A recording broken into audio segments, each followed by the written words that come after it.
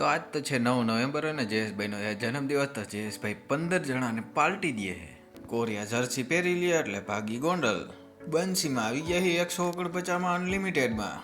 કોરિયાને તો આપણે સસલાના બે આગળના દાંત તૂટી ગયા છે જો. તો હવે કોરિયા પીઝા કેમ ખાહે?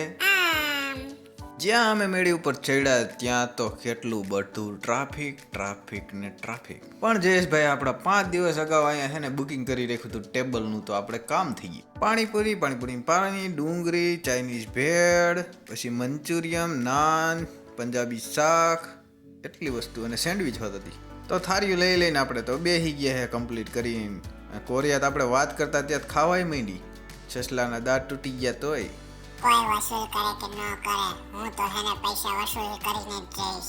મારું નામ છે ભૂમિ, ફૂકા કાઢી નાખીશ. તો થાળીમાં પંજાબી શાક, નાન ને ડુંગળી ને ચાઇનીઝ ભેળ લઈ લીધી છે ને હવે આપણે દાબવા મળી. જયેશભાઈ કે જન્મદિવસનો ખર્ચો તો આજ તો બહુ વધી ગયો છે. આપણે કહી દીધું જયેશભાઈ હમ તુમારે સાથ હે, તુમ આગે બઢો. એટલે ખાલી ખાવામાં, પૈસા દેવામાં નહીં હો, એ પાછું તમે યાદ રાખી લીજો. આપણે તો ખાઈ લીધું ત્યાં તો મનીષભાઈની એન્ટ્રી થઈ. ભાભી તો શરમાઈ ગયા.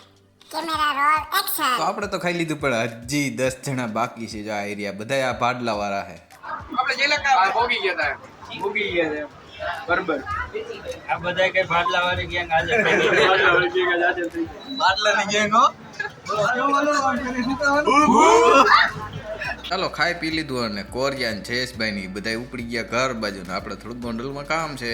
તો ગોંડલમાંથી આપણે લીધા પાકીટ, પણ એક નહીં 3. પછી ગયા આપણે મોવિયાની સ્પેશિયલ ગુલ્ફી ખાવા માટે. રજવાડી ગુલ્ફી ખાધી. સાંજે જ પાછા ઘરે આવતા હતા ત્યાં આ શું છે, ત્રામણું, પૈડકું, ડેંડું શું છે તમે કોમેન્ટમાં કરી દેજો.